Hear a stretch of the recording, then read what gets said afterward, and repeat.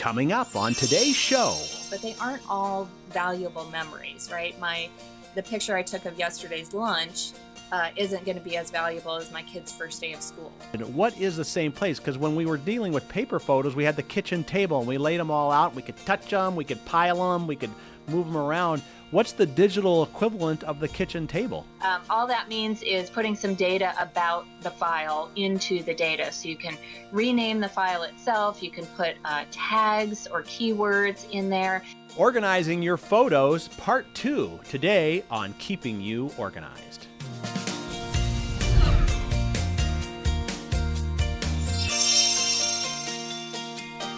Hello and welcome to Keeping You Organized. We are talking about organizing your photos today. This is the second part of a two-part program. Last time we talked about organizing kind of the paper photos, those ones, where you print them out and you get boxes of them. And we're going to bring back Darla DeMoro from Heartwork Organizing.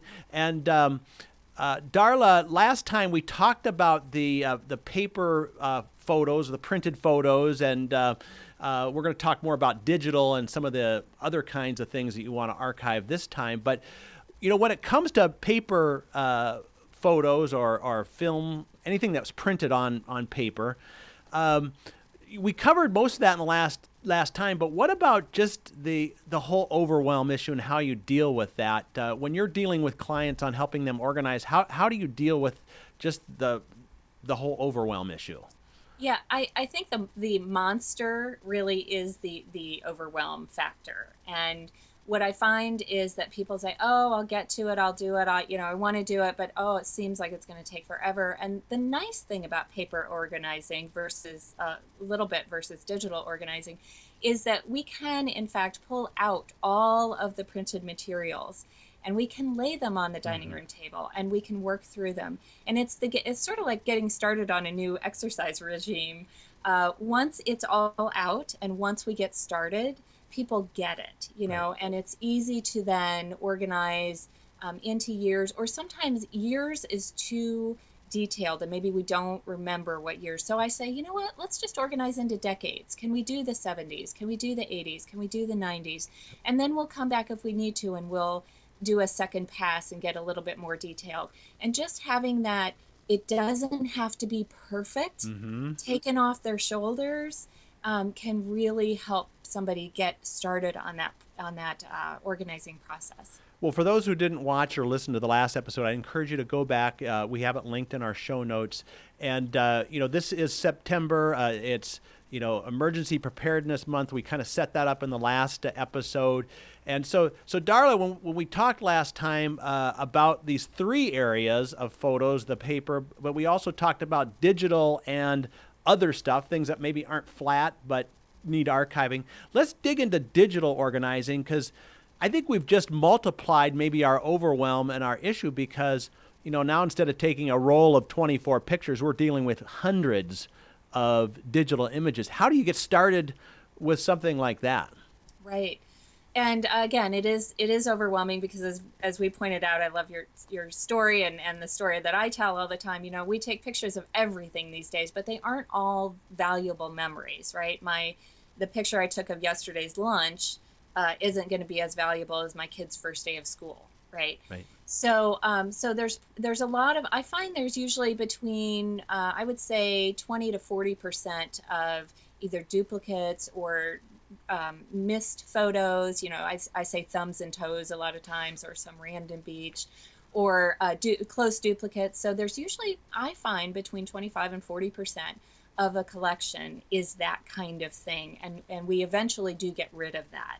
And so when people see that, they may have 10,000 photos, but really they probably only have 5,000 or 6,000 photos that are worth anything to them. Right. And I know that sounds like a big number, but when you're dealing with digital files, the nice thing is you can move them around in batches very quickly. And so the first thing that we do when we're talking about digital is we try and get it all in the same place. Okay. And sometimes just that is a challenge, because we've got, our cell phone that we're currently using. Maybe we have an old cell phone that we haven't used for a while, and we think maybe there's pictures on there. We have our current computer. We have usually at least 2 or 3 old computers that we haven't gotten rid of, because maybe there's photos on there too. We have the little USB drives and usually we have a lot of those, a handful in a drawer somewhere.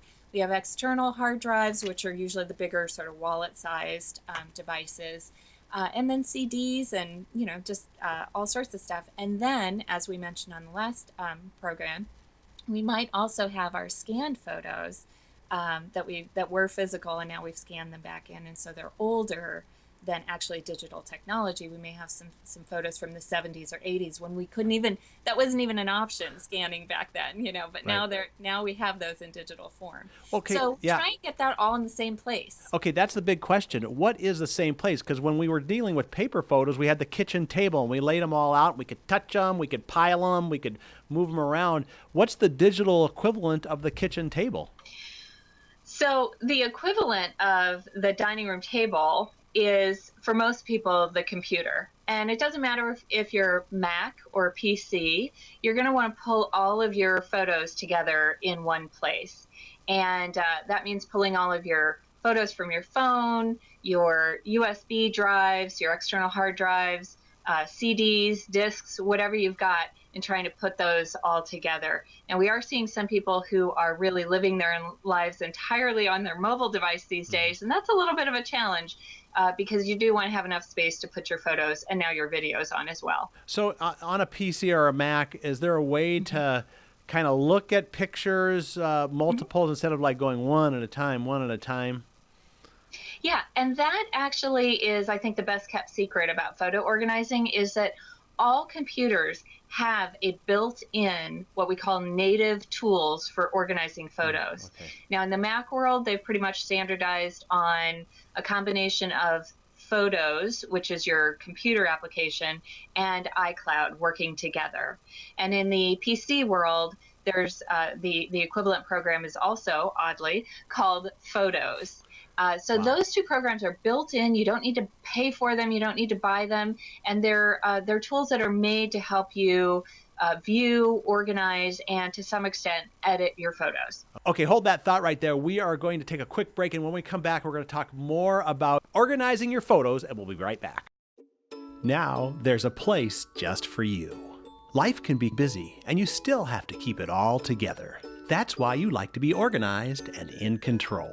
Introducing MyOrganized.life, a special place where you can get ideas and solutions to organize what's important to you, your important papers, your important decisions, your important life events. We show you the ideas and products to stay organized in your life. See what's new.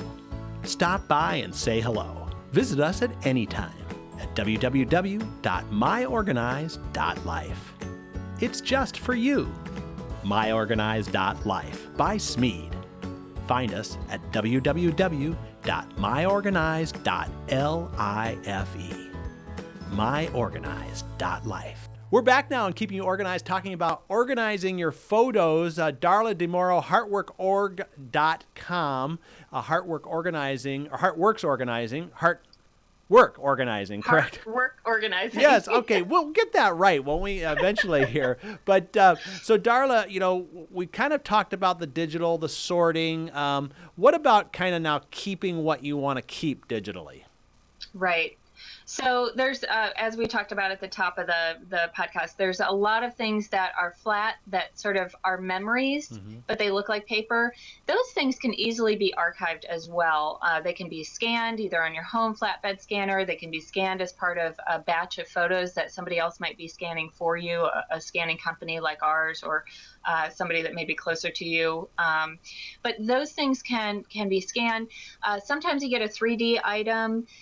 Maybe it's a diorama that your kids made and you're really proud of it. And the best thing to do is take a picture of your child standing with that 3D artifact. And there you go. You have a picture. You have the memory, and it can be included in your digital library as well. Right. And so one other thing about, let's just say you have photos stored. How do you sit around on the couch and go and, reminisce about old times? I mean, is it just in your photo albums that are on your PC, or is there any kind of alternative to that? Yeah, you actually said the magic word, photo albums. A lot of people are still getting used to the idea that we have more than one place on our phones or our computers that we can be looking at the photos. So a lot of people now are getting comfortable with viewing photos on their phones, but I often take just a minute to go through with somebody. Look, if you've got a new grandbaby and you want to be showing off, you remember we had those old wallet, Yeah. wallet billfold Yes. groupings of photos.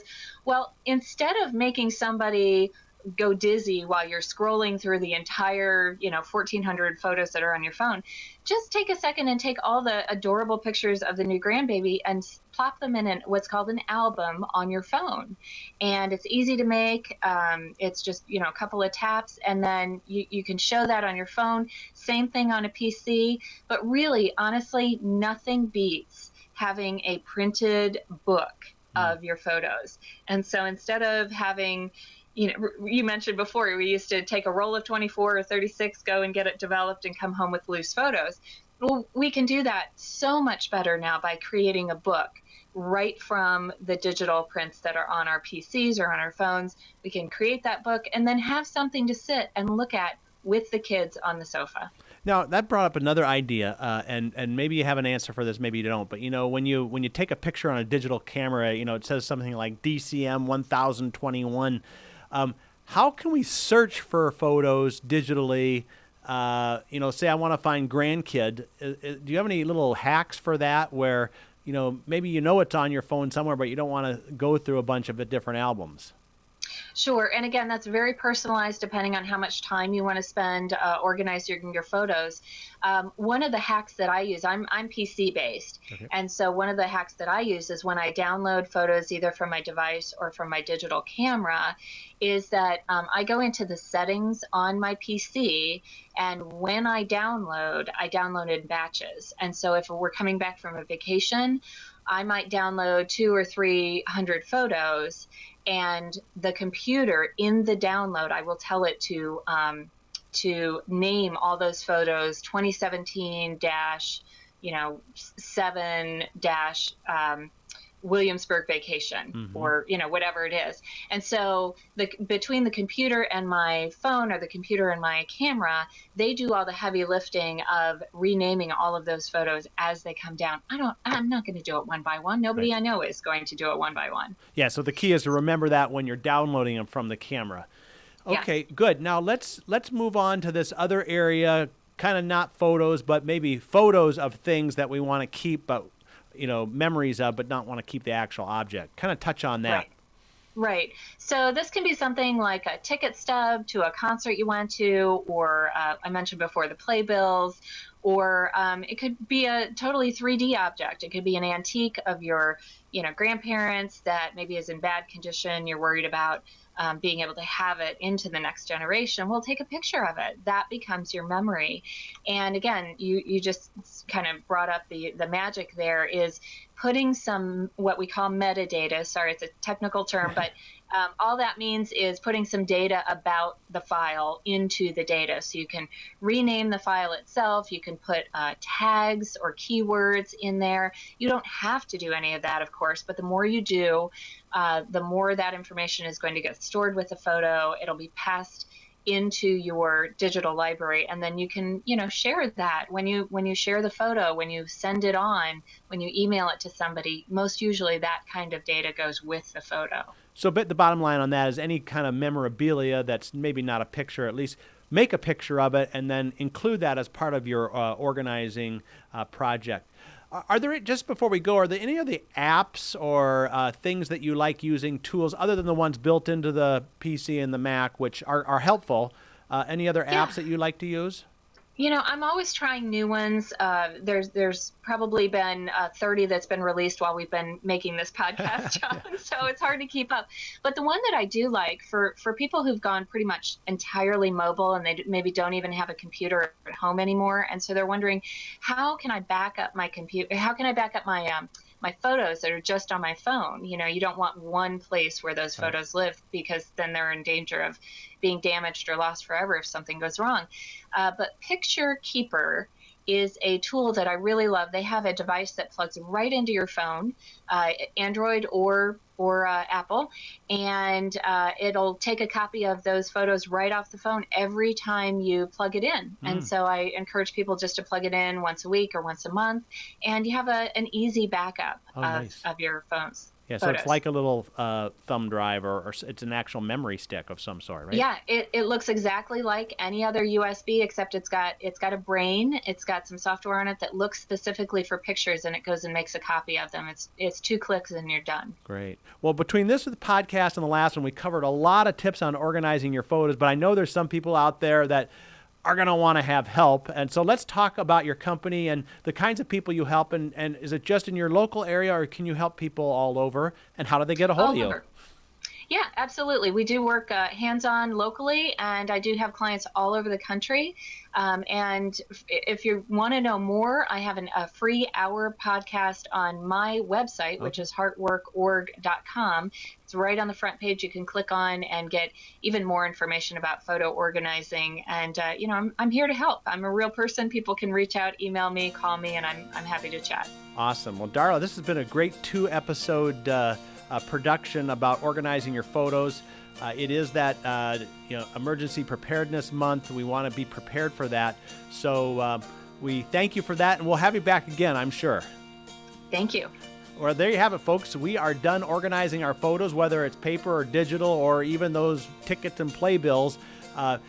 Make sure you take these tips and put them into effect. And, if you are a little overwhelmed and don't want to do it yourself, there's always companies like Darla's out there, and the association, which we will link in our show notes as well. And we'll see you next time on Keeping You Organized.